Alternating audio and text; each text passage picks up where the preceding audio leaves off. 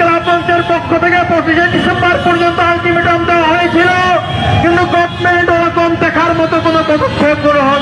উসমান হাদি ছিল জনতার, উসমান হাদি কোনো গভর্নমেন্টের লোক ছিল না, উসমান হাদি কোনো দলীয় এজেন্ডা নিয়ে রাজপথে নামে নাই। উসমান হাদির বিচারের দাবি বাংলাদেশের 18 কোটি জনতা রাজপথে নামবে। আমরা সরকারকে বলতে চাই, আপনারা যদি মনে করেন এই ইস্যু কয়েকদিন পরে ধামাচাপা হয়ে যাবে, তাহলে আপনারা ভুল করবেন। আমরা আজকে থেকে রাজপথে নেমেছি।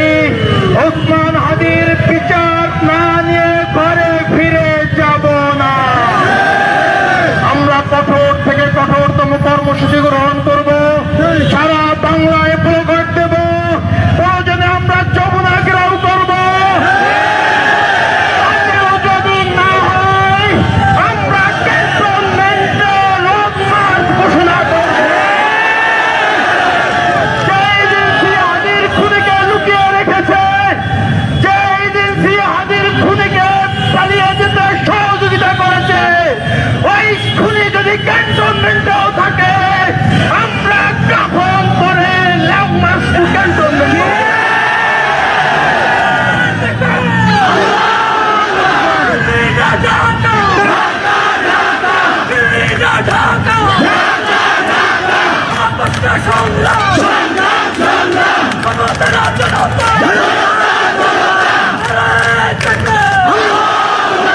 রাতের পর রাত রাজপথে আন্দোলন করে গেছে।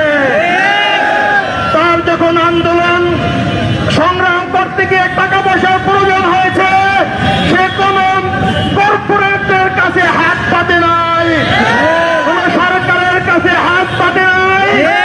সে বাংলাদেশের আপামর জনসাধারণের কাছে সহযোগিতা চেয়েছে।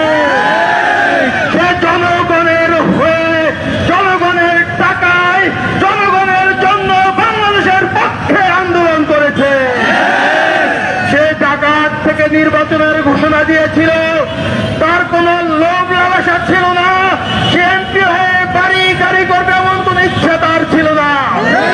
আপনারা তার বক্তব্য দেখবেন, সে বলেছিল আমি যদি এমপি হই আরো 299 জন এমপির দুর্নীতির বিষয়ে আমি সংসদে কথা বলবো। বাংলাদেশের সংসদ হবে জনতার সংসদ। ছিল কোন মানুষের কণ্ঠ, রাজপথ ছাড়বেন না। জিন্দাবাদ